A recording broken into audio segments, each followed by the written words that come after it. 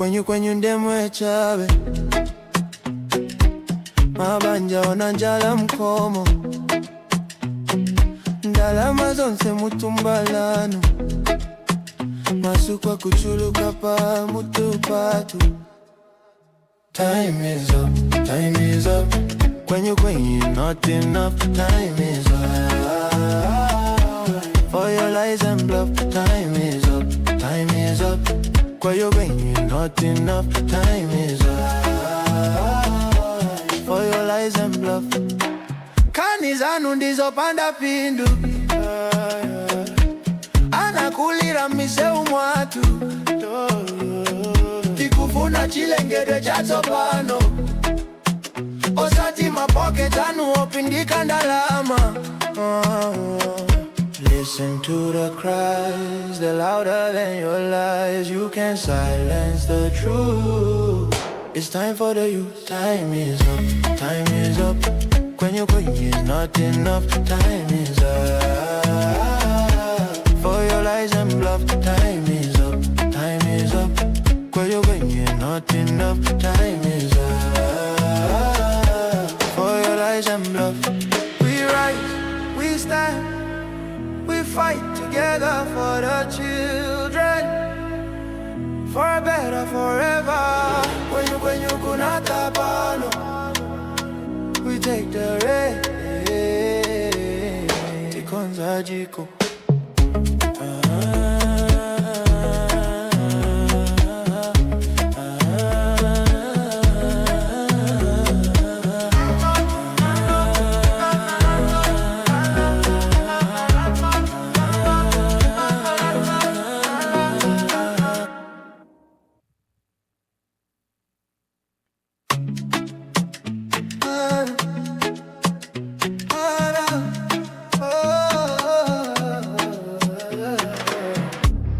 Kwenyu ndemwe chabe mabanja onanjala mkomo ndalama zonse mutumbalano masukwa kuchuluka pa mutupatu. Time is up, time is up. Kwenyu not enough. Time is up. For your lies and bluff. Time is up, time is up. Kwenyu not enough. Time is up. For your lies and bluff. Kani zanu ndizo panda pindu anakulira miseu mwatu tikufuna chilengede cha tsopano osati mapoke tanu opindika ndalama. Listen to the cries, they're louder than your lies. You can't silence the truth. It's time for the youth. Time is up, time is up. Kwenyu is not enough. Time is up.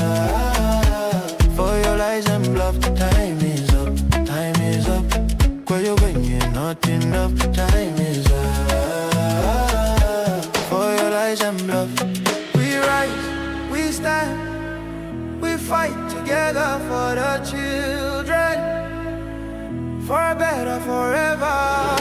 Kwenyu kunata pano, we take the rain. Tikonza jiko.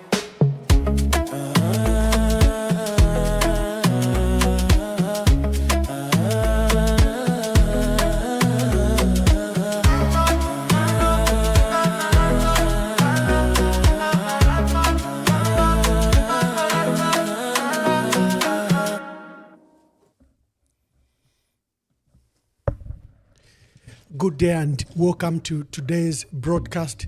Thank you very much for joining us. We know it's Friday, but you know work never ends. There's a nation to rescue. Today we are privileged to host a veteran politician, founder of the MMD and the revolution of 1991. You know, Honorable Akashambatwa Mbikusta Lewanika is literally an encyclopedia for recent African and Zambian history. But you know him as, you know, an activist, politician, and key that garden meeting that he held. Before I start my program and to my guest as well, I'd like to pass my condolences. Remember, on Wednesday, we hosted Mlenga Mpunduka Pwepwe, and she has lost a niece, her twin sister's daughter, Natalie Mlenga Ogmen Omokodion. The funeral is being held at F15 Comesa Residence on Ron Road in Kablonga. Our deepest condolences for the loss of this young, vibrant lady. I think she was battling cancer and, she's yielded to this cancer. So may the Lord strengthen the family of the Kapwepwes, and also my dear condolences to Woaka. He's been very close to that family. We'll be starting shortly. Honorable Akashamba Twambigusta is already in the studio, and I'll bring him as soon as he's on. I can see that they are briefly connecting. We should be bringing him on. But for those that follow this program on last year on the Conversation podcast, I was privileged to host Woaka, and he gave us a detailed brief history. He walked us from 1890 through the founding of our country, when the British South African Company signed those agreements with, King Lewanika, to the amalgamation of our country in 1911, Northwest, the two territories into one that became Northern Rhodesia, to 1912, when Donald Swale and David Kaunda, the father to Kenneth David Kaunda, founded the Mwenzo Welfare Society. And we walked through the initial, finding how political movements started in our country. We started with Donald Swale and Dr. David Kaunda, how literally was the first association or grouping or political formation to fight for African welfare and literally African independence. We also discussed the first African industrial strike, recognized as the first organized strike in 1935, that spread from Muflira, Nkana, Ron. Sadly, we lost 6 people there and a lot were injured. We went to 1948 when the first, African Mine Workers Union was founded, and the name of his father, Aka's father, Godwin Mbikusta, comes up with Lawrence Chola Katilungu as founders of that process. And you trace Godwin Mbikusta in the formation of the African National Congress, and delayed it until 1953 when he handed over power to Harry Mwanga Nkumbula. I would encourage you to go to that podcast. It's such a gem of knowledge. But today, I want to focus mostly to what happened in 1991 and now. And when I come back, I should be introducing Woaka, and then we start the program.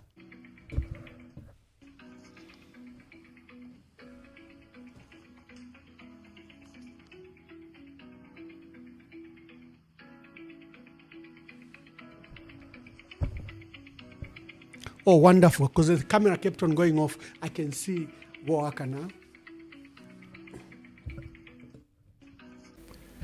Woaka, welcome to today's broadcast, and I would like to welcome you back. I was just telling my audience that I had a gem of recent history when I hosted you on the Conversation podcast, and I'm glad that you're back on this podcast. Thank you very, very much for welcoming me to your platform and for connecting me with the audience on current issues which are very critical to the way forward. My deepest condolences, to what has happened to the Kapwepwe family where they've lost a daughter. And I understand you literally had to come from the funeral house to come here. Thank you for your sacrifices and thank you for joining us. Yes, it's a very sad development of a very bright, tough young lady, very promising, and our condolences to the whole family, and especially her mom and her siblings who were very close to her, and also gratitude and pride in the courage that she clearly showed in the face of her illness, which unfortunately has led to her loss to us. Yeah, thank you very much. Our country faces crossroads. I think similar to epochs that you can trace, like the one we're saying, 1912, from 1890, 1912, 1924, 1935, 1948, 1953, then the 60s, 64, 68, 1991. We seem to be facing an epoch of a country. We are a multi-party democracy, but things appear to be falling apart. We seem to be going back to dictatorship. And that's why I was privileged that I should bring you on, that you can walk us through. Is what we are seeing what it is? Is what we are seeing what it is? What is your feel of the state of the country right now? I feel that we now have heightened manifestation of proof that the independence movement did not go very far, did not go far enough. We are witnessing manifestations which indicate clearly that our struggle to return back the country to multi-party has failed. The mentality, the governance practices, and the social and economic impact is showing us that we need to go back to the drawing boards. And also it is an opportunity for us to retrace our history for lessons, both from successes and failures, and shortcomings in the steps that we were trying to take going forward. It raises questions of the political system we have adopted since independence, its inadequacy as a channel towards genuine decolonization. And also the economic system we have adopted, which is just a variation, if not a deepening, of the colonial economy, in which we are producing what we don't consume, consuming what we don't produce, and being exploited in the process, and being exploited in a manner that weakens our hand in terms of self-governance. And we are witnessing a situation where we have to really review the original agenda of African aspirations for freedom, justice, and equality. African aspiration to regain our command over our land and natural resources, to regain our power over our self-governance, to regain the self-determination of the path of our development, and also to bring forward our people, ourselves, into a society which enjoys freedom, justice, and equality for everybody without any group domination, without any group exploitation, and without people tinkling with our governance system for personal advantages, for sectional advantages, for short-term rather than long-term advantages, for narrow interests rather than broad national interests. So we are indeed at another crossroad, and there is much that we can learn from the past.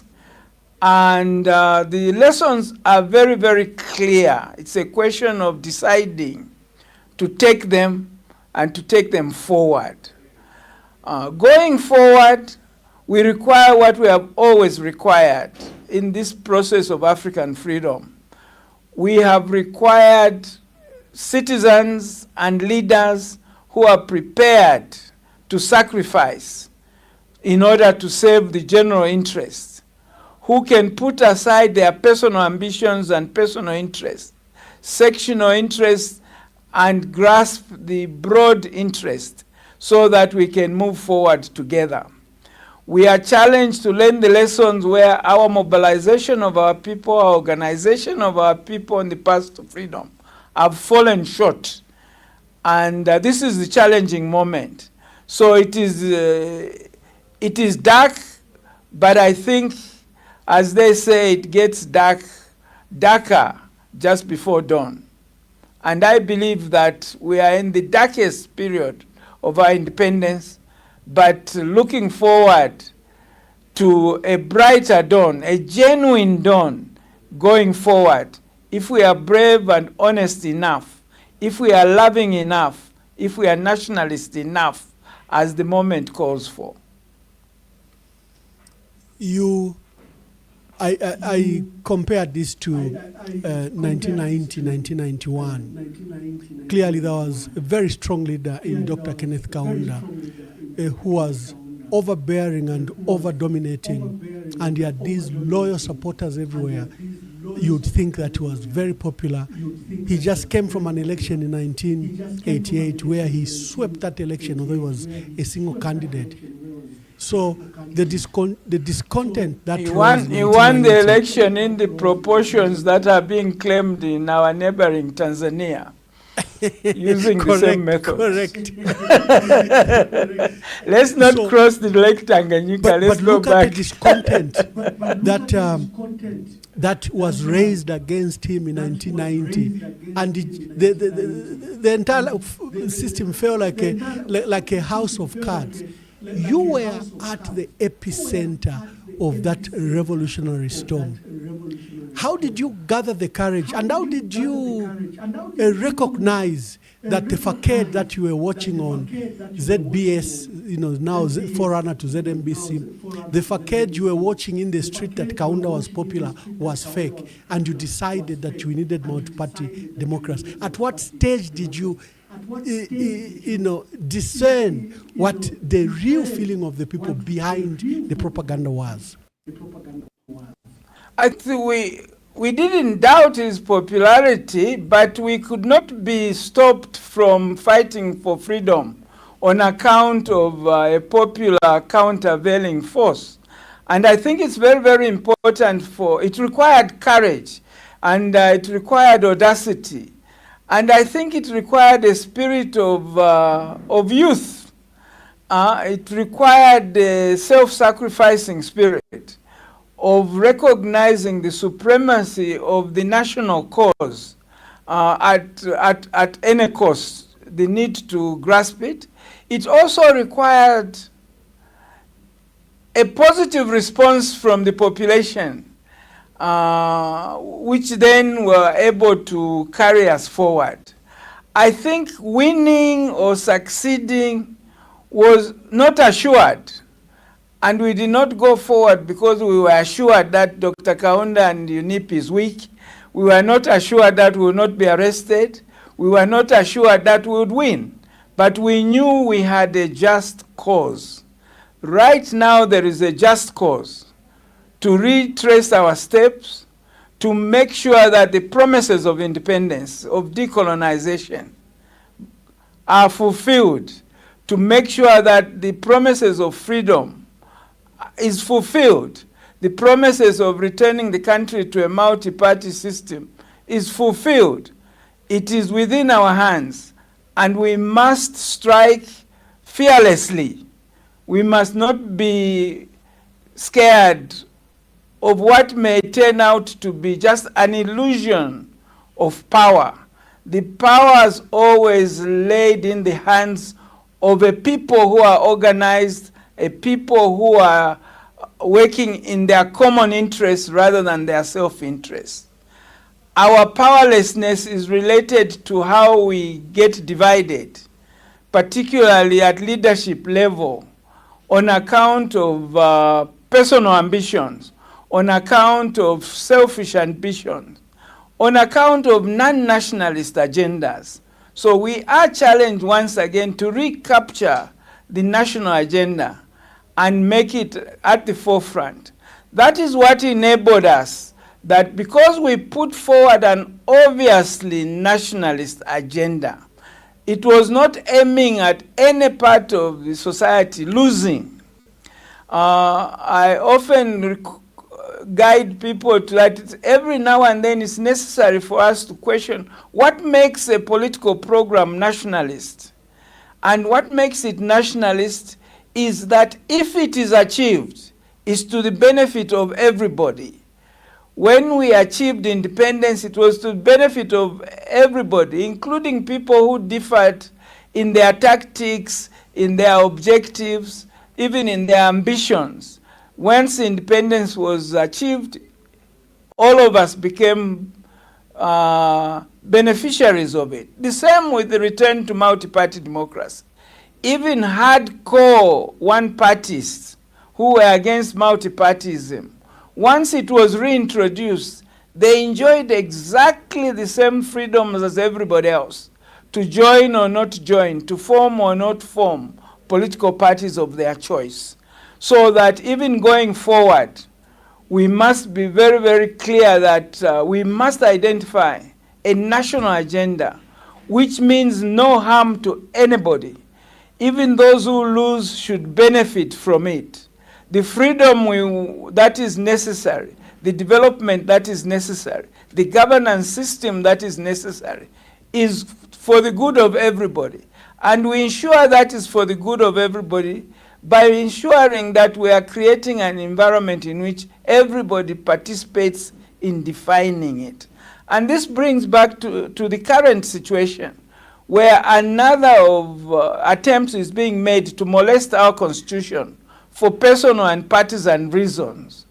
And that's why it will fail. That's why it cannot satisfy. And that's why it must be fought against.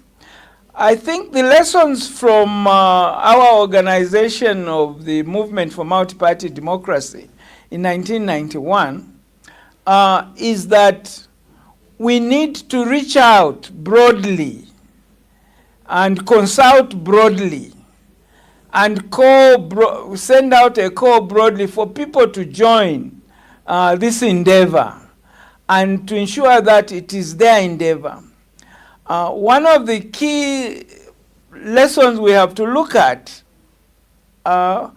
in the way the Movement for Multi-Party Democracy was organized in 1990-91 is the fact that it was owned by nobody.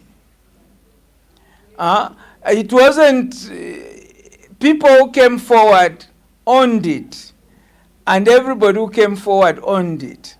We didn't have a situation where we first chose a president, then built an organization against the president, and then moved forward. We first identified the agenda, and then looked for a team which could pursue it, and then reached out to the people to participate in the choice of leadership and in the choice of the new system. That, I think, is a very important lesson. I say that because my observation currently is that there is a danger of personal ambitions derailing this opportunity to move forward on account of some people thinking that the whole task on hand is to make someone a president. And there are people who think it's either the opportunity to be president should be given to them or nobody else. That spirit is not going to take us forward. We need a spirit of give and take, a spirit of being prepared to serve this cause wherever we are cast, wherever we find ourselves, without necessarily assuming that you could only serve the cause by being in a particular position at a particular time, and that time has to be now. Boaka, you have just stated something very fundamental, that among the issues of serious concern is the issue of the governance issues. There are human rights abuses, accusations against President Hakainde Hichilema, the threats that he has done to institutions of democracy, parliament, the judiciary, electoral commission of Zambia, what is happening where they are attempting to steal the Patriotic Front, or they have stolen it. And you have said something very important, that there are these schemes to molest the constitution. Now, those are very strong words. Just elaborate about this constitution-making process and just what you find irregular about it. What I find irregular about it is that they are repeating the playbook of constitutional molestation that has been taking place in Zambia from the very beginning. And the playbook indicates that you utilize your over-centralized presidential powers in order to propose a process of constitutional amendment which has a predetermined outcome.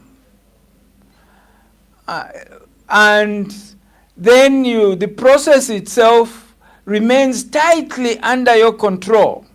That even if people go out in a commission or a technical committee, even if they reach out and discuss with people, the report that they come up with is to the president and his cabinet.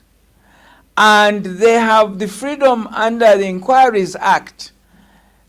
And even without the Inquiries Act, under present circumstances, they have the freedom to pick what of that report to accept, what of that report to enact as an amendment to the Constitution. And that pattern has continued. It was there during the introduction of the one-party state. During the introduction of the one-party state, again, we have to look not only at the proposal to molest the Constitution or the proposal to change the Constitution. We have to look at these proposals in the context of the political environment. What other things are happening? In 1972, first and foremost, we go back to 1969, that in the lead-up of creating the environment that made the derailment of democracy possible in 1972, they removed the power of the people as a whole over the Constitution by removing the mandatory provision in the original Constitution requiring a referendum of consulting all the people in any change to the Constitution, and take those powers from the people to a parliament that is partisan, a parliament that is under the thumb of the presidency. In fact, the personal presidency as well as the collective executive. And therefore, a parliament that is user-friendly in the task of molesting the Constitution in their favors. The playbook also tells you that in addition to your real genuine motivation and your hidden agenda items, which you list there, you should add some sweeteners, some goodies that will be attractive to sections of the society, that will make them want to say yes. But when you say yes, you are not saying yes selectively. You are saying yes to the total package, which includes provisions that are aimed towards securing the presidential tenure of somebody, securing the governance administration of one party against others, that are designed to make it difficult for any alternative parties, any alternative leadership, any alternative programs to be able to to come out on top.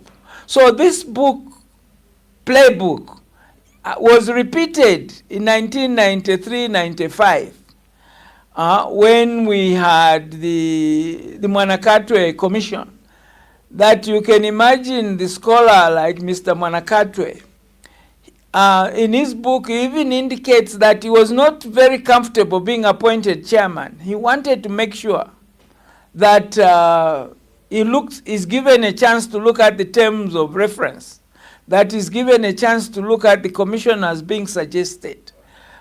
In the case of the other technical committees, the other commissions, the chairmen did not even demand that. But despite demanding that, and despite his demand being met, that he was given the terms of reference, he was shown the list of commissioners, he satisfied himself that he could work with that, and when he applied himself to bring up a report that even took into account some of the proposals that were dropped in 1972, and come up with these big proposals.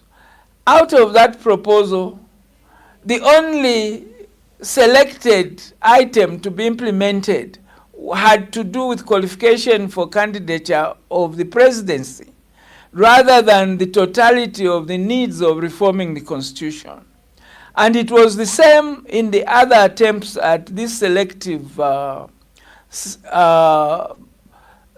reforms of the constitution. So the other culprit that I see, which is a repeat, is this tendency to select rather than to look at the constitution in totality.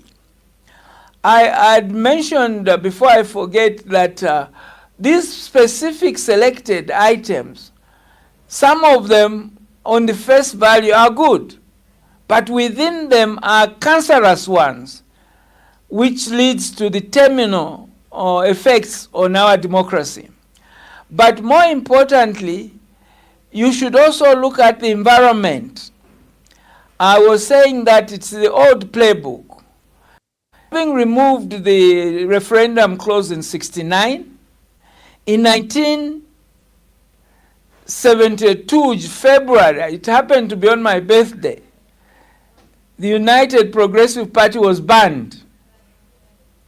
So even ahead of creating a one-party state, the United Party, which was led by Nalumino Mundia, was banned in 1967. The United Progressive Party was banned in 1972. So that even by the time the commission was established, the Chona Commission, the groundwork, the environment of political freedom was already being curtailed. And before that, the political leaders were being arrested. Does that sound familiar with today? Yeah. That you are restraining political parties. I was just re-looking at the changed regime of how you form political parties. It is harder today to form a political party than it was in the one-party state, transition from the one-party state. So instead of making it easier to establish political party, it has been made harder. And I'm told that the names of officials being submitted to the government as leaders of new political parties which are seeking legislation are being used for the state apparatus to follow up those people and terrorize them. If they happen to be school teachers or happen to be contractors selling beans to schools, they find that their livelihood is being threatened. So it has become very, very difficult. So that the items being changed in the Constitution should be read together with the environment of suppression, the environment of terror that is mounting in the country ahead of the changes that are being proposed. So don't just look at the select items, some of which may sound good, some of which are obviously ill-intended, but all of them are being put forward in an environment that itself tilts the country against democracy, against freedom, and against justice, and against equal treatment even before the law. So those are some of the lessons that we have to learn from history, to be awake, to be alert, to be vigilant, not to be fooled by the application of tricks that have already been used over and over again for the same purpose. Yeah, government has been pushing Boaka that this constitution and the constitutional amendments is meant to empower marginalized groups such as women and youths and persons with disabilities, and that they are attempting to address, legal lacunas that exist in the constitution, and that, they want to provide inclusivity to the process before we go to elections. But NGOCC, Caritas Zambia and others have immediately rejected this process. Number one, it doesn't have any legal framework guiding it. Number two, the president gives terms of reference that gives them and mandates them just within 1 month they should come up with a draft constitution by 26th November, and it should be submitted to probably cabinet and then parliament. This process, despite the opposition from major stakeholders, President Hakainde Hichilema appears obstinate to proceed with it. And if you look before, you have the Constitutional Court that nullified the process, called it not only irregular, that the president had breached various constitutional provisions that go to the constitutional making process, because it's a document of the people. What do you take of this obstinacy, despite the opinion of the people, to just proceed and barrel through? And I want you to mirror it, because we've seen this stubbornness, in the last 5 years, which has now caused, even in some cases, state failure, demonstrations on the street. If you take the Kenya issue, people were opposed to the issue of the new laws on taxes, but government was obstinate and they proceeded until there was an eruption of Gen Z on the streets. You go to Madagascar, for months the people of Madagascar were complaining about load shedding, and government seemed insistent, and it has resulted in the change of literally government in an irregular and unconstitutional manner. Look at our neighboring Tanzania here, where we are grappling with this crisis. The woman celebrated as first woman president, your dear sister, she banned political parties, locked up her major opponents, manipulated the Independent Electoral Commission and barreled through to elections. And now she's said to be scoring as high as 84%, but at the expense of literally breaking that country and making a historical party like Chama Cha Mapinduzi lose elections. Politicians, Boaka, don't seem to learn even from what is happening in the region. What do you make of this? Well, I think for Zambians, Zambians are lucky because of the nakedness of the situation that should allow them to take action. You see, you don't need to have the knowledge of a rocket scientist to understand that if the items that are being recommended to be changed in the Constitution, the list of those items is published weeks and months before the terms of reference, then it's quite clear that the goal is predetermined. It is quite clear that the terms of reference are just a show, as you know, as you have referred to. They are just a reaction to the court judgment that was going to block this whole process. But the fact that the outcome is announced before the process is announced.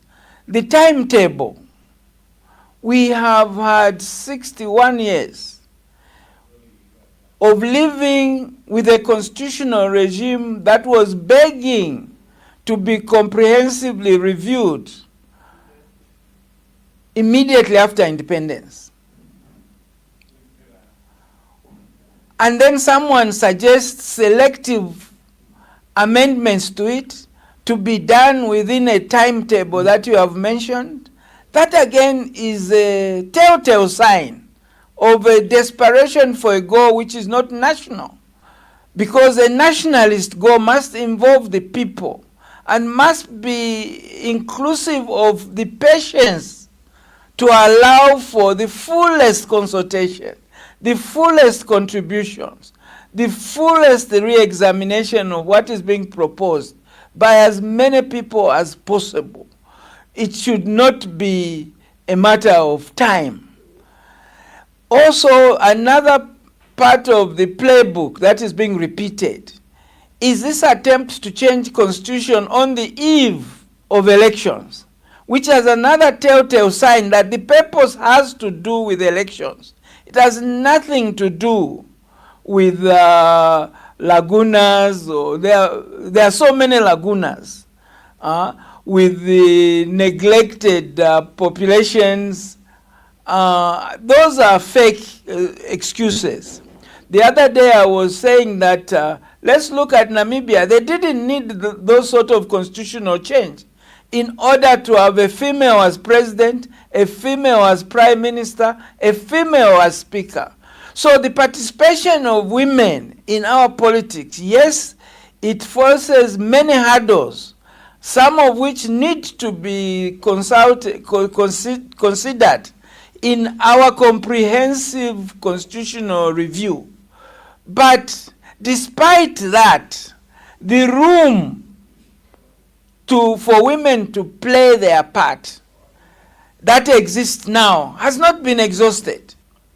A political party that seriously wants to increase the number of women in parliament, for instance, has already a ready starting point on the list of their nominees.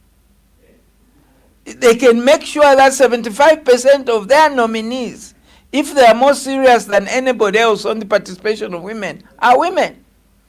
They can engage other political parties how to make sure that you don't have a situation where the women put forward as candidates are only running against other women. That can be a matter that can be considered. The need to consider young people who have problems, economic, social, educational problems, cannot be a question of a rushed constitution. Those are just goodies on the assumption, which might even be a stupid and assumption, that if you put forward a proposal that increases or reserves seats for women, then those women who take advantage of that will vote for you. They may not vote for you. They may not vote for you. But the point is that it reveals a motivation of trying to have advantage, trying to get credit, which will lead to electoral advantage. That is really what people should be happy, that this sort of malgovernance, ill intentions, are there being displayed in the open for people to see. They are not hidden. They are not difficult to see.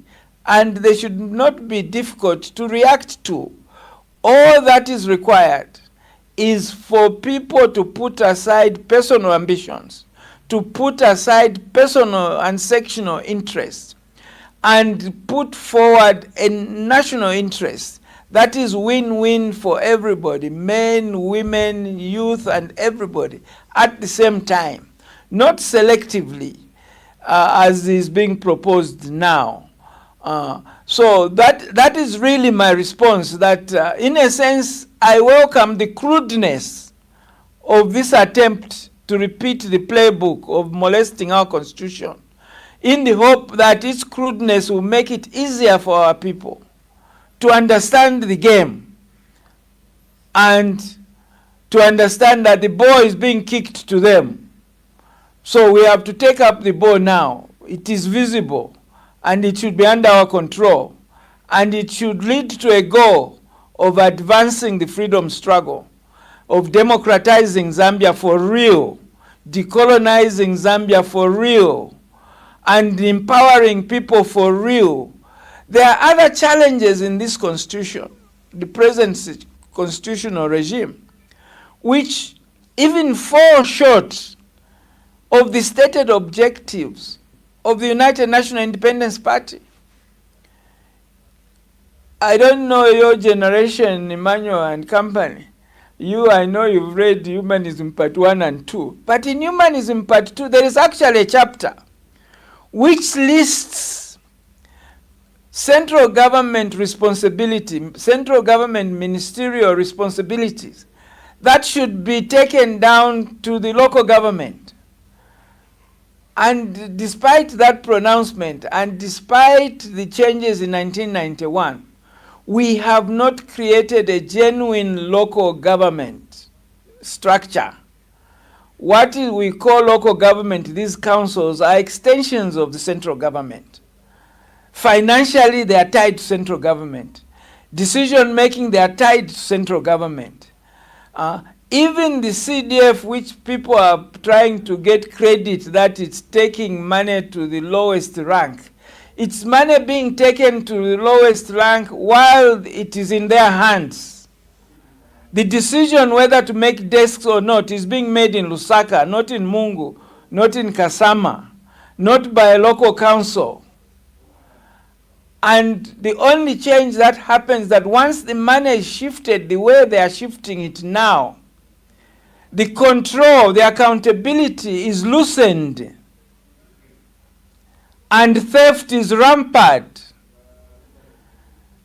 Partisanization of how this money is being distributed is rampant because the traditional accountability system that have existed in the civil service are stronger at the central government and non-existent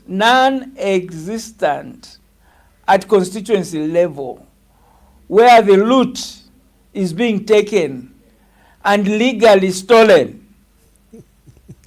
True. I've always stated that CDF is a looting frenzy, and it has nothing to do with decentralization, because decentralization would empower districts and district plans to develop those yes, because an empowered local government system has a budget of its own. A looting frenzy. Yes. Yeah. Now, yes. I want to bring you to this question. You hinted on it already. There is no doubt we can catalog details of the crisis our country faces. Economic, political, social, even the fabric of our unity is threatened. The leadership is hell-bent, for example, in amending the constitution, in destroying, the multi-party character of our country, which you fought so hard, because never would anyone imagine that political parties would be stolen. The state of our economy in deep crisis and the solutions so far proposed will not literally get us out. This association with the IMF and all. If you look at every angle, our politicians, leaders in the opposition are very excited, because you have a cost of living crisis and our people are groaning and grumbling and crying. Leaders think, therefore, they'll be the Messiah, that, the fabric of our unity is threatened. They now can think they can just step up and say, one Zambia, one nation, and they can be our leaders. You've seen a similar situation in 1996, 2001, maybe 2006, where there's a great, grand opportunity for the opposition to change the status quo, and they just squander it because of personal ambitions and failure to unite, for one sense of unity and purpose. What would be your advice to the opposition? And so that they do not miss this opportunity, because President Hakainde can win this election not because he wins. It may be like Levi Mwanawasa, who won by 28%, 29%, yet the opposition got 71% and didn't get the power. What would be your advice? Yes, I think the first question is that those who say they are in opposition, they are opposing what? Because it's not being in opposition simply wanting to be the next president. Because the system of having a president is already intact. There will always be one native who will be president. So that is not a change. So that I think we have to ask those who are saying they're in opposition, what are they opposed to? And more importantly, what are they for? What change are they aiming to do? The changes that are required in our situation are such that they require our people to be organized for a purpose which is national and which is comprehensive. So our political actors are challenged to identify a thoroughly, comprehensively defined objective for change. We have had changes of ruling parties. We have had changes of presidents. That clearly is not enough. However necessary that may seem to be at the moment, if that's all you achieve, then you are going to reproduce the same problems, except the personalities may change, but the governance structures, systems, and the development impact will not change. And so it is very, very important that we start hearing articulation of a comprehensive program of change, radical program of change, which is not only radical but comprehensive, not selective. And in fighting for or against the present government, one lesson of history is that we must fight with clean hands. If you are going to fight against corruption, but your hands are dirty in corruption, please take a back seat, because you are going to spoil the struggle. We need credible people. If we are fighting against corruption, we need people with the credibility of not being corrupt. If you are against negative ethnicity, we need people to come forward with no records of negative ethnicity, so that when we win, it is not said that one ethnic group has lost, because then we are perpetuating the situation that has led us to where we are. The sense that people have a historical grievance of having been marginalized or denied and so on, so that we have to fight to a stage where we have a win-win situation. And nobody should feel that the change that has come has been unfair to them or made their situation worse than before. So that it is very clear that, one, we must have a national agenda. There is that song that now that we have love, what will we do with it? And I think we have had a silent song that now that we have independence, what will we do with it? We haven't done very much to consolidate it, because we have not used it to decolonize. Now that we returned the country to multi-party, we haven't done much, because the value of the vote, the value of political parties has not been cashed in. The other problem that I'm seeing in the environment is that we are victims of a development where political parties are being formed ideologyless. If they were honest, they are being formed purely as channels for personal ambitions. And these are personal ambitions to put themselves or selected people in leadership position for a program that is not clear. So that this is really a challenge that we have to make sure that it is well defined. In this endeavor to do that, we must also be realistic enough that we will not reach a point where all selfish, personal ambition-driven politicians will go out of the scene. That then we will have one opposition presidential candidate and nobody else. There will be spoilers. That we must be alert. So my warning to those who are trying in earnest to consolidate an organization, whether it's alliances or broadening of political parties, to define a national agenda that is required now, and to constitute a national leadership team, and with its flag bearer, who are honestly looking for that.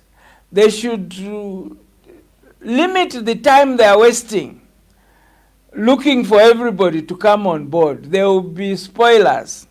So if you know people whom, when you gather together to say, let's try to work together to select one team, one flag bearers, before you go any further in your agenda item number 1 at such meeting should be asking each other that can those who are prepared to continue in this team, on this team, whether they are the presidential candidates or not, raise their hands. And those that don't raise their hands, take them out of the equations. 1, they are not going to go along with your idea. 2, should they perchance be elected, then the mentality that made them think that it's me as president or nothing will then mar the future and will not provide the sort of democratic space-finding leadership that we need to go over the hurdle we have failed to go over of constituting a truly democratic constitution or regime, rather than just have a multi-party system in which there are many party players but without any ideology. That is another big challenge. Boaka, that reminds me of 1991. How many invitations did you send out and how many came? Because you were literally doing almost an act of what would be perceived as treason. Did you wait to have enough quorum to proceed with the meeting? How did you deal with these issues? Exactly where you are saying that you cannot wait for everybody. How many invitations did you send out? How many came? And from the first meeting, how many fell out? And how many did you then proceed first to of make all, this movement? we started with a very grand idea of a big national conference. We even selected where it was going to be. It was going to be in Livingstone. I was already drafting what was going to be the Mosotunya Declaration. We were expecting masses of people to gather. We were expecting to have the resources to manage that. But after the scare of the coup attempt, I decided, together with my colleagues, that we don't have time. If we don't have enough money to go to Livingstone, let's not go outside Lusaka. If we don't have enough money to go to Intercontinental, let's go to the smallest hotel that will have us. And that's how we chose Garden House. I broadcast on Radio Deutsche Welle, BBC, America, and funnily enough, even my press statement were printed in the Daily Mail, in the Times of Zambia, and of course in the National Mirror, which was the only independent newspaper around. And I traveled, starting with my colleague Mbita Chitala, from Livingstone to the Copper Belt, addressing press clubs, addressing trade unionists, addressing chambers of commerce members, addressing small-scale industrial association members, cooperative members, in order to try to mobilize people to come. But as the time was tightening, we just decided to set a date and hope for the best. And the horror that we may go to an empty hall was there with me all the time. I remember that when I got to Garden House, I found that the room had not been prepared for us. I had managed from my own pocket to pay half of the money they wanted. It was 26 something, since we've devalued so much. They wanted 50 something kwacha. and I provided half of that. And we had agreed that they will start setting up, we'll pay them on the day we come. I found they hadn't done, because the owner of Garden House at that time, Theo Boo, was in London, and he had received a call from the Zambian intelligence system warning him that his hotel was being abused by subversive elements. So he phoned his office, his managers, to say, please don't allow those people. So when I got there, I had to convince them that, one, you've already taken my money. Two, we are not subversive. Three, you've heard that the president has set up a commission and the Deputy Chief Justice in Glube. So they are making us that, which is already official. So fortunately, they bought that story. And then Edith Nawakwi, my late comrade, was the first one to come in a taxi. She found that the hall was not arranged. So she, together with the workers and myself, we started setting up. Then I told her the bad news, that I have not raised the balance of the money. Then she, being a business lady, she is, I always mention this, that she immediately thought something, me being socialistic, didn't think of, that let's set up a desk at the door. So as people come, we ask them to donate. So that's how it was organized. For hours, an hour or two, people were streaming, others were coming, looking and go away. It was 11:30 or so. By that time, at least we had about 100 people. Then by the end of the day, the hall was full. It was over 400 people. By the following day, there was no room in the hall. And Zambians had sparked. I had never known Zambians to be brave people. And they spoke openly and demanded the multi-party democracy openly. So, and the other aspect I was saying that we have to appeal to the people is that, yes, we did go to Garden, we did speak on radio, we did make the announcement, but the key to progress was the response of our people. Wherever we went outside Lusaka after that, we found that people had already self-organized themselves. They were just waiting for us to come, more or less to shake our hands and to assure us that they are with us. So apart from the spark that we think we lit at Garden, people were lighting their own spark. I'm saying this, that is what is required now. Don't wait for people in Lusaka to come and buy you and organize you. Share in defining the national agenda to the next stage. Share in making it possible, facilitating it and organizing it. When we were touring after Garden, sometimes we didn't even know who had checked us in hotels. Who paid? They did not even ask that at a rally mention that I'm the one who financed the hotel room. There was that spirit of self-sacrifice, of involvement, of engagement. We need to recapture that.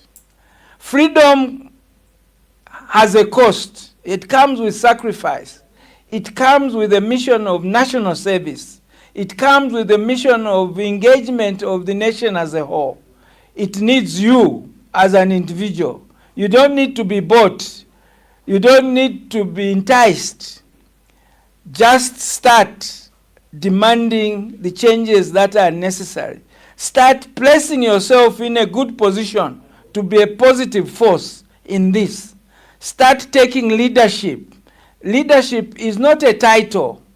When I went to Garden, I'd even resigned from my job. I didn't even have a job. Apart from the part-time job I had as a lecturer at the Namibia Institute. I didn't have a title. I did not even belong to a political party. I was not a member of UNIP. And nobody, if you asked to list politicians, would have listed me among those politicians. So you as a citizens are in a position to participate, to be in the driving seat. And the driving seat is wherever you are, there is a driving seat for you to grab. Oh, powerful. Ladies and gentlemen, share the broadcast. Share the broadcast. We are hosting Prince Akashambatwa Mbikusta Lewanika. He's a veteran politician, he's an academic, and he was a founding member, literally one of the spearheads for multi-party democracy, as he's recounting. He served in President Rupia Banda. He served in the first cabinet in 1991-92, and he also later in his life served as Rupia Banda's special advisor. He has immense contribution. He is also an author. He's telling us about the current circumstances and, giving advice, especially to young people that may think they are facing the crisis we are facing for the first time. This is an existential crisis. I like what other young people are saying. It's independent 2.0. That, look, it's like we are at a phase where we need to get independence once again, and everyone has to be mobilized. So it doesn't have to be a partisan approach. And I think that's what Woaka is preaching here. I'm opening the lines. Please call and ask if you have any question for him. Let me play this video where Senior Chief Mwamba in Kasama has rejected the constitutional making process as we wait for your cause. Ifwe nga fwe beekala kyalo tukaane fye okutyatatula ekifo kya amendment. Lefe after my elections nakiranda okutiira ati ife ali mu constitution ye government leteeka ali mu opposition. So immediately 2021 ero balina okukita constitution amendment ng'ekyali kya number 1. Pantu napa kushita oppose ubuteeko n'ekyo bali mwene filubo ifi obuteeko bwa mwene. Omulandu okwe batyo tuyakuma elections ero beso balandi okutya constitution amendment. Kwena ine nga parliament fe kulubalirwa ndi inende ekikaana katwishi mwebekala kyalo mwebeni pantu inendeera nda pamutima wange bati kabiri inendeera ndokutira ati ine pamukuuma wine ndi nfumu y'abantu pamukuuma wine ndi nfumu. Please hold on. Yeah, please hold on. Bwana tabanangu chimwe chebo ichinga chapa kukumbatana pa bwananyi tuyina mikafinso tulese patunono tuli abantu. He was born on the 12th of April 1922 and died on the 26th of January 1980. Did you know he spoke fluent English, Bemba, Lozi, Namwanga, and Swahili? Did you know he served in the Northern Rhodesian government as Minister for Native Agriculture? Did you know he delivered the first speech by Zambia after her admittance into the United Nations? Did you know he influenced the change of dress code for Parliament to include traditional attire when he refused to wear a Western-style suit as per requirement? Did you know he represented Zambia at the state funeral service for Sir Winston Churchill, former British Prime Minister? Did you... Okay, I think the calls are now coming in. Caller, please tell us your name and where you are calling us from. This is JBG calling from Chongwe. JBG, make your contribution. We are hosting Boa Kashambatwa. Yeah, good evening, Aka. Yes, please. Good to have you people who have been seasoned politicians and you are there to give us guidance. I remember those days, although I was a bit young, but I was at least around 16 years old when people like Aka and the rest were fighting for multipartism. On his points, he said the problem which is there now with our current leaders is that everyone wants to be a leader. This is not you, Emmanuel Mwamba. It has to be no one else. Those are the things which we should get rid of. We are in this situation entangled in the issues of Jawinga and the party. It's because of selfishness, whereby some people wants to those positions and they can't let it go. Thank you very much, my brother. Let's keep our questions short. I think he's gotten your point. Hello, caller. Please tell us your name and where you are calling us from. Thanks, Ambassador Mwamba. It's Dr. David Gajila here in Canada. Yes, Doc. Thank you so much. Voaka, I just feel like we are dealing with royalty right now when it comes to people who have sacrificed for the nation. So I appreciate your wisdom. I appreciate all you've done for Zambia, especially for being a champion of democracy, having realized that we lived in the one-party state for so many years, and there was disgruntlement among us that we wanted a new dispensation. Unfortunately, things over the years haven't worked out exactly the way we envisioned. So I'd like to ask one question, and the question is simple. Can you tell us one thing that politicians in Zambia seem to repeatedly do, which has resulted in us not really achieving our goal and achieving our true independence? Is there one particular thing that politicians and us as citizens are guilty of, which you can say, if we rectify that, then perhaps we'll solve our problems, at least going forward? Thank you so much, and I look forward to hearing from you. Thank you, Dr. Kajila. Thank you very much. Thank you. Let's take. Hello, caller. Please tell us your name and where you are calling us from. Emmanuel. Mkwai. Letumina chinsali kuno. Abafyashiba ndikale wanyika mwishana abafyashiba. Iyo vale umfu. N'abafyashi pintu balanda pintu mwikangala ngachi roni nkwata pofe tumepusho kwati tubirife akakubalira po mchalo fin twikere mchalo chesu cha Zambia tatwikere bwino muri kwati dictatorship nomba kwali kukunu moku na yumfireko jibashirira ndapa ya kwebati abantu tabafiro kwebati bachita protest pali pakupoka kwachi paper cha patriotic front ngamwalolekesha ba patriotic front bali sendo tampulo lufu masano lwakuya kukoti lero kukoti justice takwaba mmonepo bambiro kula kumakoti mirandusha ba PF sha poke chipani bashiposa vekumbali so chimoneka kwati ba government bali ebawulya judge kwebati ngabayisa abantu irabo kwa mmone ama issues bali sovere bamfwana ba Mausampa na ba patriotic front ba Edgar Lungu lero nga bakoti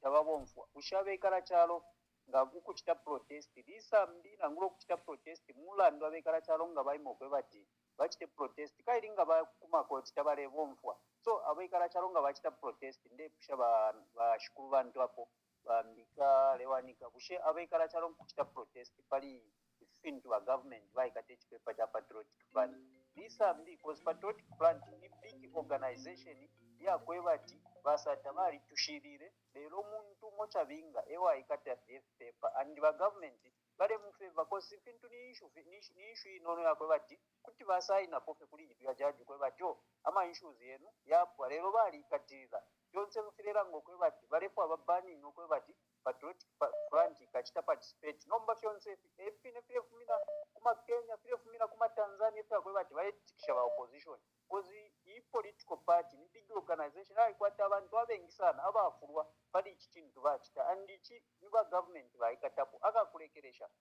I bill 7 abekala chalo twalikana tatuifoya abayifoya bantu abanono abali mu UPND nombali shefe twingala tungulwa ne chalo efi Thank you. amaka bale ukutungulwa kwa bale bomfya amaka nomba tefu batungulwe chalo efi na totera ba Mwamba baranja sikawa. Thank you. Hello, caller. Please tell us your name and where you're calling us from and make your contribution. Greetings, Mwamba. Yes, greetings, Mwamba. Kashambatwa, Kafuimbi here from Australia. I just want to do a very short message of praises Vakashambatwa, even in the 1990s, when we were in the Pi University, we used to use your name as a swear, like to swear to God. If you wanted to say the truth, people would say Akashambatwa. You know, instead of saying praise God. You know, if whatever you did and every people would say, and that Akashambatwa, we had the big Kelos, Peter Bonali, I know he's late. People that once shot down and what you led us into the revolution of UPND. You are such a truthful man, and we recognize your presence, your truth, and everything. Thank you very much, Wakafwimbi. Thank you very much, Wakafwimbi, that your name was being used as a sense of truth. Hello, caller, please tell us your name and where you're calling us from. Hello, Mwamba Mulishani. Yon Difebuino. Mkwe. Vo Akashambatwa. I know you are listening. How are you? We love you so much. We've heard a lot about you. We read a lot about you, and we're encouraged by how you get things through to us, how you explain things to us about the country and everything. But what I wanted to contribute was regarding Zambia. We are in a situation where we do not have enough academicians or people who would study the trend of the country. So, for instance, the way we sold our minerals, we could not project as a country to state where our copper prices was going to be, where the copper was going to be, and we hastily made those decisions to sell out, and the country lost out. So that's one part. Then on the other part is the way we select our leaders. You know, if we had such wherewithal, I would put it, where you would know people who are contesting to be presidents, we should have a system that automatically just eliminates such bad people to come through. For instance, the current president, he showed so many signs. If we had that system that just sucks such people out, we wouldn't be in a situation where we are.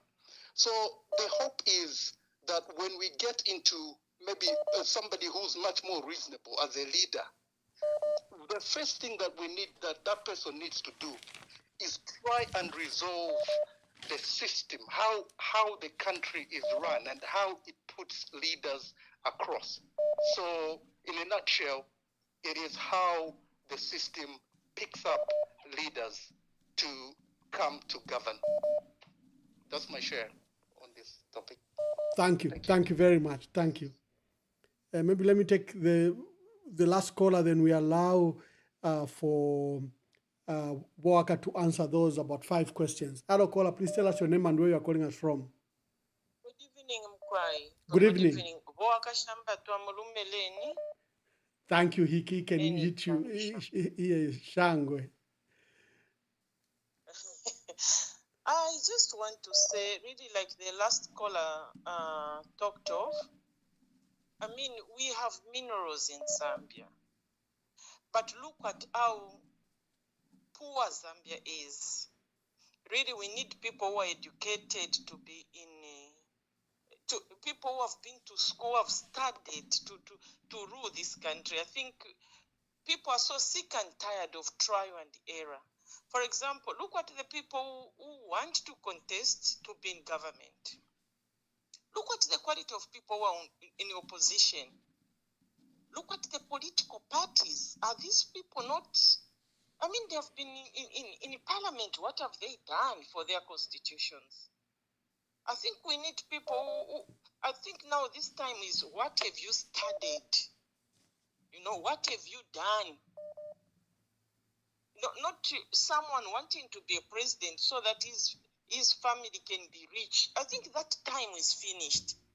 You know, that time is gone. We are so sick and tired. This time, I think, Akashambatwa, I don't know how can you make it that you just form a group and then just ask these people, what grade did you even end in? What have you done, you know, for you to be a president? Because it's like Akashambatwa, you said, it's like someone wants to be a president so that he achieves something. And that achievement is just his family, his girlfriends, his children. This is what we have seen. But Zambia is so poor because of that type of thinking. Thank you so much. Thank you very much. Well, we are so overwhelmed by so many calls. Maybe let me take just sort. Hello, caller, please tell us your name and where you're calling us from. Hello? And be brief. I'm calling from Lusaka. I'm Nelson Siame. Nelson Siame. Good evening, Honorable. Yes, sir. Make your contributions quickly. Honorable Akisambata Bigusta. Yes. Every time I see Akisambata Bigusta, I remember him in Kitwe, where I watched a game with him for a team from Egypt, where I was speaking Swahili. So again, I came and watched him on television when he was working for Ceramics. He has been an honest man, truthful man. What he's speaking there, I think is giving a lot of sense. So you can continue to advise us as young men. That is very good. Honorable Emmanuel Mwamba, you are doing a great job. Thank you so much. Keep it up. Thank you, Walker. Someone says he was surprised that you speak Swahili. Walker is a Pan-Africanist. So they were very touched that you could converse very well in Swahili. He's just not a nationalist, but he's also a Pan-Africanist. Hello, caller. Please tell us your name and where you're calling us from. Thank you, Ambassador Mwamba. Sinyangwe Danny here. I'm calling you from Canada. Sinyangwe, make your contribution. Thank you. Balewanika is a statesman. He's seen us through the UNDP government, the MMD government, and then the PF government and the UPND. These are people that know what it is to govern a country. My question to him is, does he have that audience with the current president? And then does he even advise the current president on the affairs of this country? Because such men like Balewanika, these are the people that we need to tap some knowledge from as a country, as a nation. He has got so much, a lot of knowledge about how to run this country. So we are so blessed to have people like him. But my question is, does he usually have an audience with our president? And then once he has that audience, what does he bring forward? Because you can even see from the callers that have called, most of the callers are not happy with the happenings of the state of our country today. So thank you, and Ambassador Mwamba, God bless you. Thank you, Siame from Canada, who's asking if there's been an indulgence from the President of the Republic of Zambia to seek your advice, looking at the immense knowledge you have. Hello, caller. You are our last caller for this series, so we can allow Boaka to answer. Thank you very much, Honorable Emmanuel Mwamba. Good evening, senior citizen.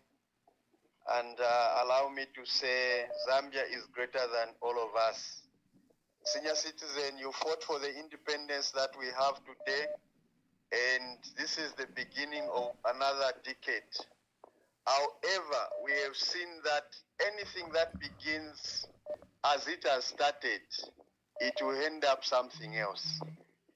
The rush to always change the constitution when we are drawing closer to the election are lessons that the current government have failed to learn. Otherwise, all we are saying is the people of Zambia depend now on the 156 parliamentarians, regardless of those that are nominated to parliament. But those that are elected, they should know that the lives of the 20 million Zambians solemnly rests upon their hands. And whatsoever will be corrected, submitted to the president and later on to parliament, it is mandatory on the parliamentarians to give Zambians that which they themselves would understand. Believe me, when it went to parliament, the constitution was rejected by parliamentarians who categorically put it that they did not understand the clauses themselves. So how are they going to understand the clauses now? It's something that God is watching over, and he knows who will betray the Zambians in any way. Therefore, we should always remain focused that Zambia is greater than all of us. 61 after independence is not a joke.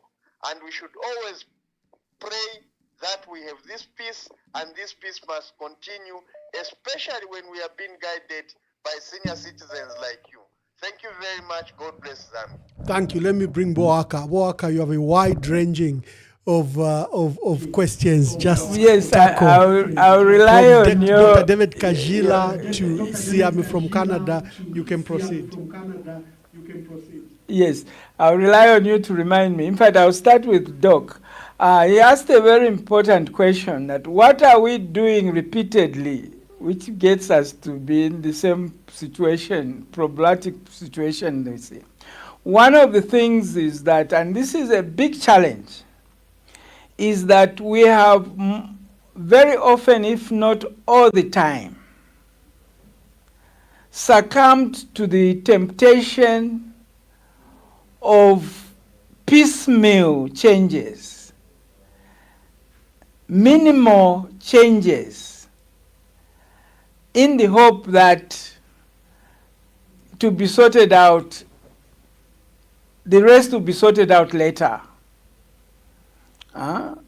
Ze mulikaboniwa kwa pata, fika isova kuntanshi. So we agreed in 91 to just change one clause, just to allow for political parties to be formed, in the hope that after that election, then we will revisit the constitution comprehensively. So I believe that that has been the case. I don't want to give all the examples that come to mind. In many cases, this hesitation to comprehensively perceive change and go after change makes us do little bits of changes. The second thing that we seem to do repeatedly, which has become almost our culture, is that somehow we change spectacles, glasses.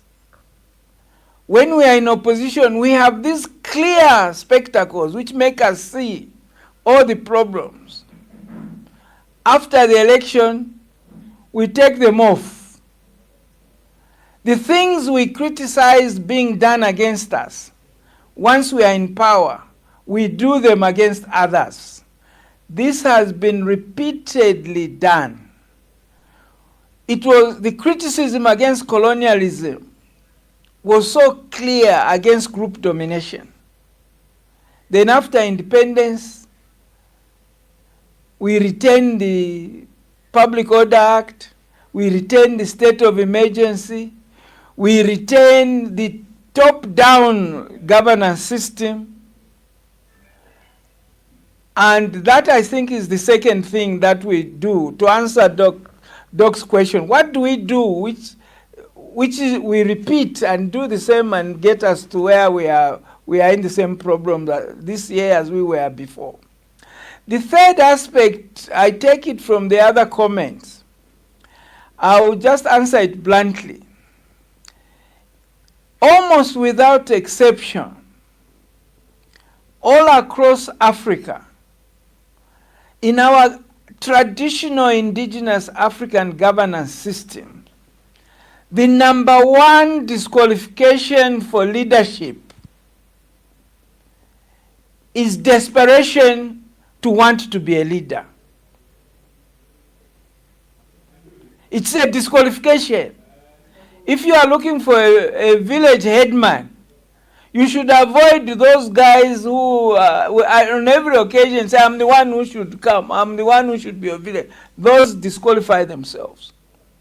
This westernized colonial system of governance and this selection of leadership is built on a spirit which is contrary to that traditional African.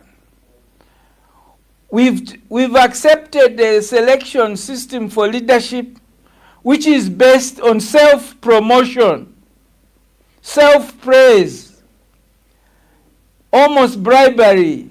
Vote for me, I'll build you a road. All those are contrary to the real African indigenous qualities of leadership, which are servant leadership. They are service leadership. They are a leadership to do the people's will, not to buy people, not to scare people, not to entice people. Those are the three things that I think we need to re-examine.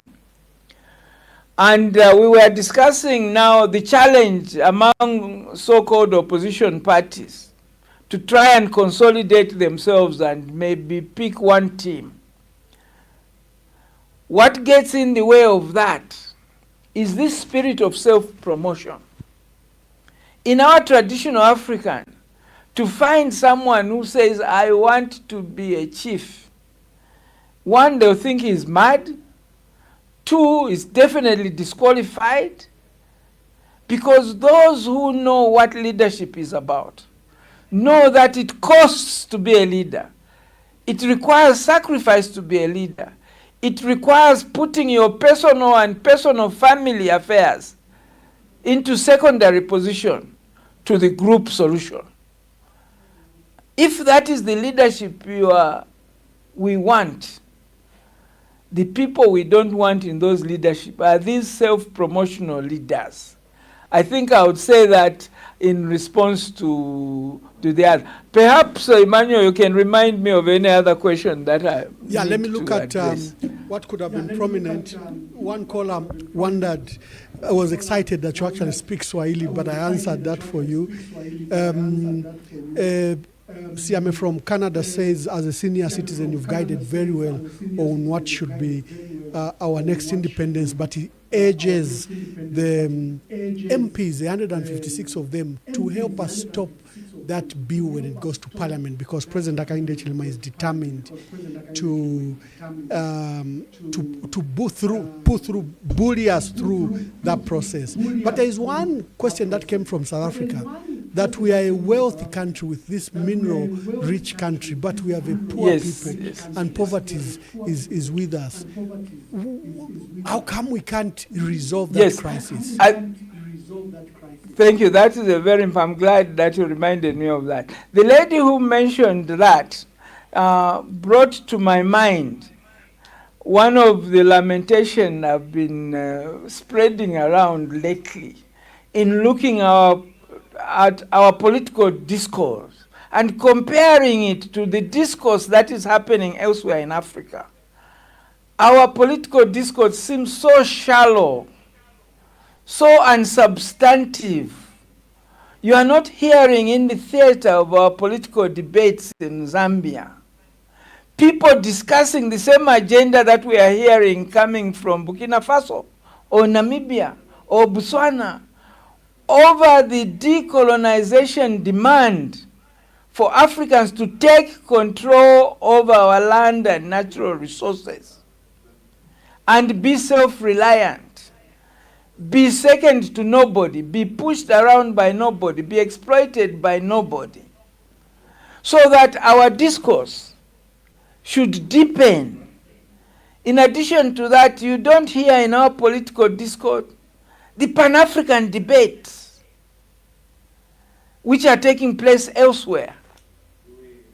And I think that I would urge our political leaders and our listeners and our citizens generally, as we interact with our political leaders, to urge them to discuss things in substance. Related to that is our participation in science and technology, our participation in global problem identification, global solution propositions. We cannot continue to be just recipients of the research of other people, recipients of the products of other people. You saw how they treated us as Africans over the what disease was there? COVID-19. That they come up with vaccines and monopolize them. And then we are busy begging that, no, give us some. Meanwhile, I noticed that in almost all these laboratories, all these places where these vaccines were being manufactured, these people, the Westerners, have picked African scientists. They are in those labs working for other people's agendas. Why are they not in labs which are in Africa? Where is our science and technology schools? We talk so much about free education. Our family has 2 community schools in Mungu and the Mungu areas. These things we call schools are a shame. You have a secondary school, even government ones. They don't even have the crude science lab we used to have in the 60s and 70s. They don't have a full-fledged biology lab. They don't have a full-fledged physics. They don't have a full-fledged chemistry lab, let alone full-fledged science and technology lab equipment. What is the use of you getting free education minus the quality, the subject matters that really matter? So that I believe that in our discourse in the political arena, we must deepen them. We must look for the quality rather than the quantity. There is another song which I like very much, which is called that a house is not a home. When there's nobody, I think I won't go over that. But a house, but from that I take the idea that this idea that any building becomes a clinic because you say so. After they commission these buildings, which they call clinics, you go inside them. They have no capacity to provide medical services. The things we call our hospitals, they don't even have full-fledged labs. I don't know about the other parts of the country, but I know that in Barosiland, there is no single full-fledged medical lab. People are having to send their blood samples to come to Lusaka for testing in some critical medical cases, 61 years after independence, because we are mistaking quantities without taking account of the quality. What is a hospital? A hospital is not just some building you call a hospital. It must have facilities of hospitals to do the jobs of medical services that is required. So another thing may be related to the first response I had, which we do repeatedly, is not look for quality and get blinded by quantities. The same with the statistics, that we are given statistics which have no meaning in our lives in economic terms. We have to look for questions, deeper questions, and we have to look for deeper answers from our political leaders in those other areas, so that when we tune in to our debates in this country and compare it to the debates in Botswana or in Kenya or in Burkina Faso, we shouldn't be coming out as if we are second class. That, I think, is part of the challenge of leadership, to push for us to be first class.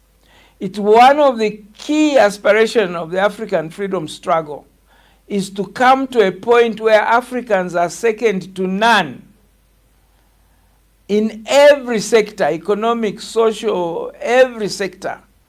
Because in the process of imperialism, in the process of colonialism, in the process of enslavement, our very humanity has been questioned. And therefore, part of the... Thank you, Boakam. Thank you so much. Yeah, thank you so much, Boakam.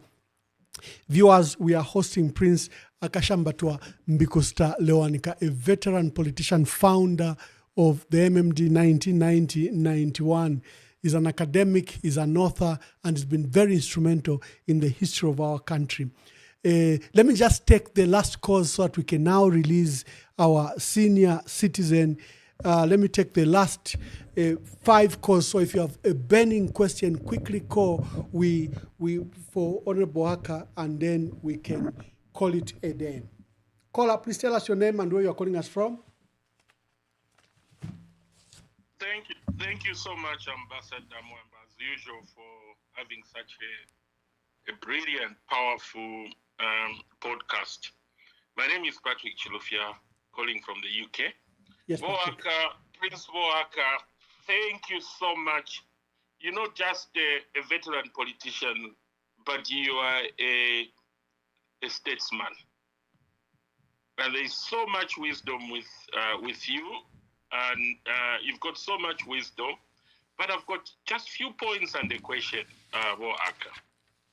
You mentioned, I think I'm bringing back more or less Dr. Kajila's, my friend Dr. Kajila's question, but in a different way. You know, we keep on doing the same things. We vote presidents, they come in, they promise things, and then when they go there, they do things contrary. And we keep on doing that. I'll give you the best example. The Public Order Act. It was enacted by a colonial governor, Sir Arthur Benson, in the 1950s during the Federation. And it was enacted specifically to prevent African leaders, mostly that time Zank, from agitating for independence, Kaunda, Nkumbula, Kapwepwe, and them.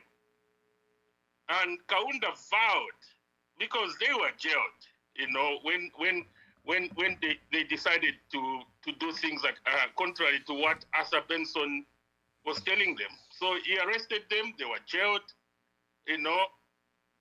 Kaunda vowed that he will never, you know, he will abolish that law. Fast forward, Kaunda used the same law to jail Kapwepwe for 77 days in Mongo. Then FDJ came in, vowed it. He used it to arrest Kaunda, and on and on. And presidents will come and say we'll fight corruption. The next thing they're involved in corruption, and so the problem, Aka, is: are we choosing? Is it the problem with us or the people we choose? Or because if the people we choose are wrong, we are choosing them from amongst us, then which means there's something wrong about us Zambians. You know, there's something seriously wrong. We need to change our mindset. We need to choose leaders and not thieves. And then fast forward by Aka, the next point I wanted to make by Aka. We are having a situation in our country where if we are not careful, our country will have so many problems. And we have the same situation under Chiluba, you know, changing the constitution last minute before the election. Lungu wanted to do it, and these guys they want to do it. Now, Aka, not only that, there's so many other problems like tribalism and other things. Aka, this is serious, and so many political parties who, you know, people are just forming political parties. Some of them, they're not even leaders. So, Aka, you are statesmen who helped in 1991 to usher in Chiluba. You guys were selfless. Can you people form some sort of a statesman committee or some sort of like what our Oasis forum did in 1991 and help to identify a credible leader, a leader who unifies Zambia, somebody who think this guy is gonna because what Zambia needs is a transformational change, not just change. That change that should lead to a paradigm shift. And the other thing, Aka, you're an economist and you understand what extractive institutions mean. We keep on repeating the same politicians who have been stealing, they recycle them, they come back.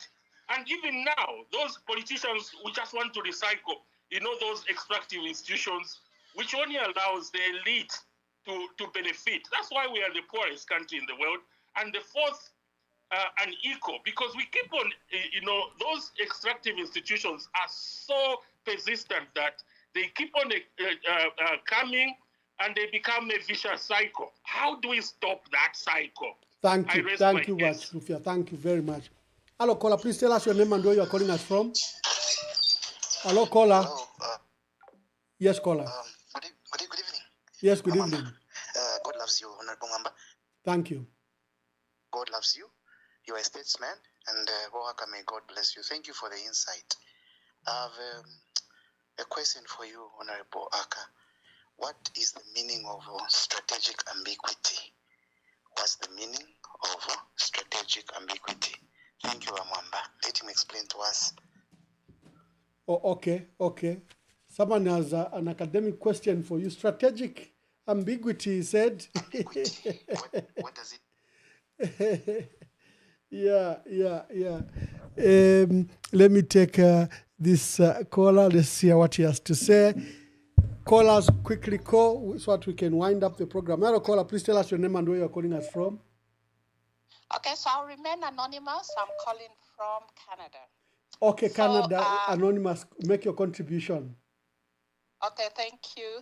And hello, Bikusita. You were part of an administration. We didn't do so well on some of the issues that you are actually raising. And I just wanted to find out what challenges did you face that hindered you from not advancing some of these brilliant ideas that you're sharing? For example, in terms of research, having proper labs, even from your province where you come from the Western province, etc. and etc. Thank you. Thank you very much. So 3 to go. We just get now 2 callers. Hello, caller. Please tell us your name and where you are calling us from.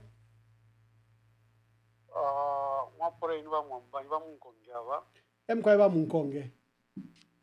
Walishani abafyashi baaka twaliwo mufasa na programs yabo 3 hours Radio Phoenix tuisura sana mano. Ine the folks that first contribute pano no kuipusha ko question mu palace. Nenga na konka sana abafyashi resali mpala mwaliwo mbasana. Movement yenu tayao na ikao. Na ino nshitaichirire bombo funa landire fyo. After bakaunda baemwe mudi mwachita take over. Mwera wabakaunda walishala. Tuambo kuikalira mu democracy. Nokumone fintu fingi futawari munokwa certificate. Ma offices ayalife kulusaka yasarangana mpangayo nse ama isosere yaisa ba vigilant bapwa. Lero even democracy tuambo kusita experience ama problems yasanga mu democracy taturekana. Again ba patriotic front basaisa bapoka kuri ba MMD twalisa mona idea ba patriotic front. Kyambo kumoneka barefo okukula ichalo bakule kwemisebo twali monako omwera wa patriotic front although nchimuli kwa ma problems nomba pali binonshita pali 4 years ya leta if ya TK ya movement entaila amba before charengera tumukwatera movement mula ndo ififya mbiro kutikapa so kulingana na imwe bafyashi mweba chimfishe chiri chinama chakona ora democracy opo muchiri shishibe ngakuti chaba changuka ilo ba politician ababambi balira boko mwafuma epo imwopo muchiri usheni shitetumwa ikalira ko panshi naba nenu bambi abachiripo abapemire ko mwela wa kuli wa kaunda okwisa mu democracy bamayo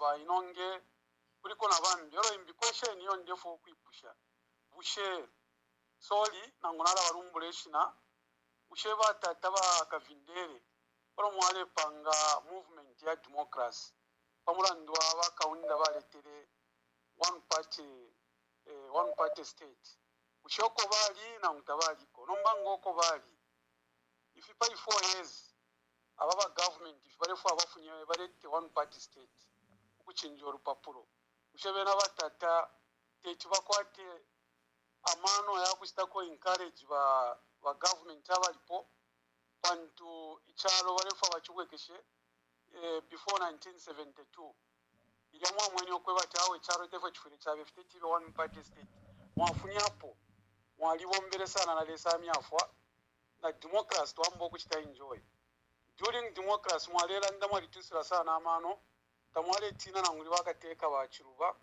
tabamibikire po mu kifungo basa tabalera nda bali ni ba minister bati balera ndo kuchira na president bati tamwale batina mwalera nda bonse mwalera nda mwamule chinjanyo kulanda. Thank you Wamunkonge. Thank you Wamunkonge. Again to send the kona wambi.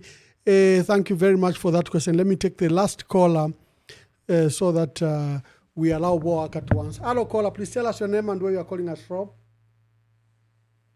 All right. Good evening, Ambassador. Good evening. Yes, I'm Foot Soldier. Yes, Foot Soldier. Oh, thank you very much. First of all, let me recommend you for just such a wonderful program that you have been bringing. Yes. Yes, thank you very much. You see, in our country, things are not okay. Let us not pretend. And when you bring people like Akasha Nambatwa Wanika, those are the people that we want to heal this country. So I've got just a few questions for Akasha Nambatwa. For what is happening in the country? Have we ever tried with that team that fought for the democracy in 1991, sat down, that is our Republican president, to just advise him on how to handle this country? Because the country is at pain, just to speak the truth. And I so fear that most of the hearts of Zambians are growing cold. And what is happening in Tanzania, it can happen now. Okay, we are desperate. Okay, so the other issue also, how are you looking at the way the tribalism issue in Zambia? How are we going to heal? Okay, then the other issue also, where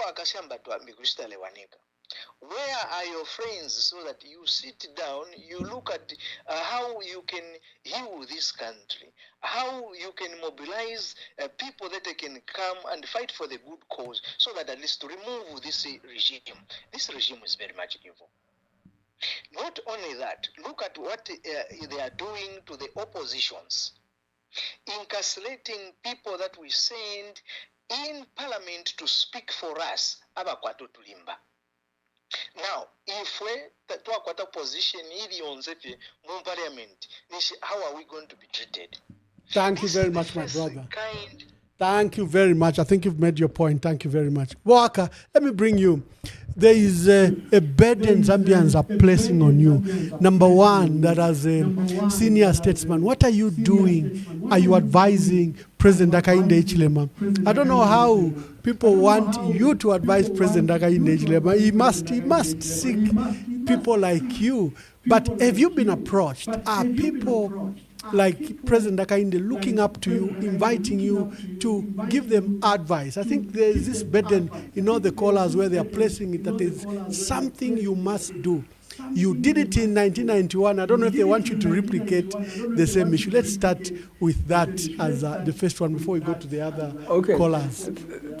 Thank you very, very much. I hope the people I've been discussing with in the last week while I've been in Lusaka are also listening to your the questions from your callers, urging us to organize ourselves and see what we can do to assist.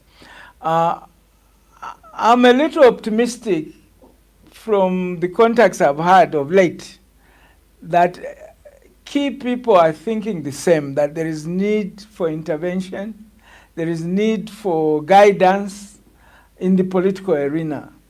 So I think it's work in progress, but it's work in progress that is really urgent because we don't have time. The other thing that has come to mind from your remarks is something I've observed, that this mixture of party politics and national governance is really the culprit. I've had occasion to send advice to some of our national political leaders at the very top that when they visit an area such as Mungu, they should not restrict their contacts to the civil servants who fear them, the party cadres who are begging from them. They should always break away, provide space to interact with people who are not their party members, people who are not partisan, people who are not eating from their plate. I lament the amount of potential, that wealth of wisdom that we waste. I know that in many of our provincial centers, there are many retirees. Maybe in their era they were assistant secretary, and those were top jobs then. And simply because they are not partisan, they don't run to you at the airport, they are not begging you, they are not asking for jobs. Our national political leaders hardly have time for those. They do have time to meet traditional leaders, but their interaction with our traditional leaders leaves much to be desired. Underneath it all, apart from election time when even presidential candidates kneel before village headmen, they are very condescending. We observed an obstacle, was it 4 weeks ago, when the president called a large number of our traditional leaders to one place and was telling them when to sit down, when to stand up, when to sing, when not to sing. He was even teaching them slogans. That means really disrespecting another type of our leadership, which should be respected by other types of leadership. So it means that when you interact, even with the traditional leaders, you are really not interacting respectfully. You are not interacting with independent people or people you respect. You are soliciting an independent view or wisdom or suggestion, because they've basically been legislated out of official authority in our constitution. So those are some of the issues that lie back. But I appreciate the notion, the message we are getting from your questioner, that there is need for those who are non-partisan, who are retired, to also do their responsibility, contact these would-be leaders of ours and try to see what assistance they have. As I say, I'm quite optimistic that something is being done in that direction, and I hope that our would-be political leaders will welcome invitations from groups such as those that are being described. Many of them whom I've met are very eager. They are not going to come to your rally, but they may invite you to visit them and meet with them and consult with them as much as the time will allow. So I'm optimistic that that sentiment is well taken, and I'm hoping others who are listening that the messages being sent to me are also being sent to others who themselves will know who they are. In the case of advising the president, I'm not the only one, but I can say without fear of contradiction, there is absolutely no citizen who will refuse an opportunity to share their thoughts with the sitting president if they are invited, if they are provided for, and if the atmosphere is right. It will not be at rallies, it will not be in public, it has to be facilitated. I think our access to our presidents is not as much as it used to be, because so much of their activities is partisan and is electioneering. You are either for me or you are on the path to being treasonous. So the environment is not very good, but the willingness of myself and I'm sure others is there to have a free discussion and to put forward our ideas, whether it's when we are in Lusaka or whenever they visit these provincial centers, the district centers. There are many retired people who have a lot of experience and who have much to say, who don't have the opportunity to speak to power. And they are not your political opponents in that sense, but they are available. And I think that that message, I'm glad, has come from your listeners. One caller taken cited the Honorable Enoch Kavindele that he seems active with the president, and they were now wondering where he was during the one-party state, because they are saying if he was there, did he help fight the multi-party state? Because the caller was very worried that we seem to be regressing to one-party state and the voices are silent, and is asking you to reawaken the voices of others that lived under the one-party state and then agitated this fundamental change. Walker, I would like to thank you. Yes, so I think much it's related to the issue we have said, that you found when an we are in opportunity. opposition, we see things we don't see afterwards. Yeah. I want you now to give us closing remarks and advice and guidance as we go towards, to next year's election. My advice is for our citizens to wake up and take charge, do something positive. Don't look for others to lead you, be leaders where you are. And also, please, Zambia, no African countries is looking for one messiah. We have a constitution which is modeled on one messianic person. And that's the constitution we have to change. But even before we change it, we must seek team leadership. This one-man leadership is part of our problem. The problems that we face require a maximum number of us to participate in problem identification, solution proposition, and solution enactment. In order to have maximum contribution from our people, we must have leadership which is on a team base. Let me also take my last, that the sort of leadership that we want is a leadership with team spirit, a team-spirited leadership. That was one of the founding slogans and themes of the African National Congress at its founding in 1948.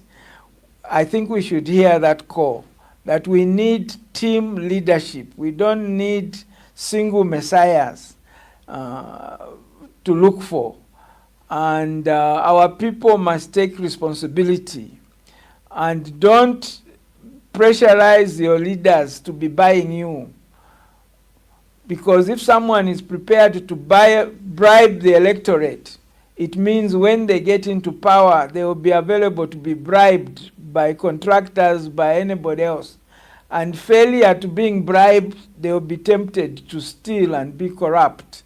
So the money mongering in our politics, we should watch out for it. We should avoid it.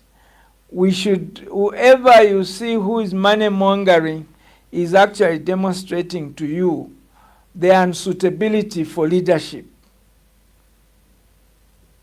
Oh, wonderful. Thank you very much. Thank you. I'm so grateful, Woaka. I'm so grateful for this opportunity. And you know, this place is home again. The next time you are in Lusaka, please alert us so that we can bring you back. Because the evolution of issues requires that, voices like yours of senior leaders with so much experience and the wealth of knowledge that you have, that you constantly guide the country. And I'm glad that you've always been available for this platform. God bless you and travel safely. Kwamongo, I miss the place, I loved it when I saved there. Thank you very, very much. And thank you. Thank you. Thank you. Ladies and gentlemen, we're hosting Prince Akashambatwa Mbikusta Lewanika. He's a renowned politician, veteran politician, is also an academic and author, and was a founding member of the MMD in 1991. Until we have another guest, we have special guests that have been lined up. Please look forward to this broadcast. God bless you. We'll see you then. Bwana tabanangu chimwe chebo ichingatira pakukumbatana pabwananyina tuyinamika sinso tulolese patunono tuli abantu. He was born on the 12th of April 1922 and died on the 26th of January 1980. Did you know he spoke fluent English, Bemba, Lozi, Namwanga, and Swahili? Did you know he served in the Northern Rhodesian government as Minister for Native Agriculture? Did you know he delivered the first speech by Zambia after her admittance into the United Nations? Did you know he influenced the change of dress code for Parliament to include traditional attire when he refused to wear a Western-style suit as per requirement? Did you know he represented Zambia at the state funeral service for Sir Winston Churchill, former British Prime Minister? Did you know, as Vice President, he also held the additional portfolio of Minister of Finance? Did you know that while in opposition, he won a parliamentary seat in Mufulira without campaigning, as he was barred from doing so? Did you know that he authored 6 books, played the guitar, was an avid tennis player, and studied in India? This April 2022, Simon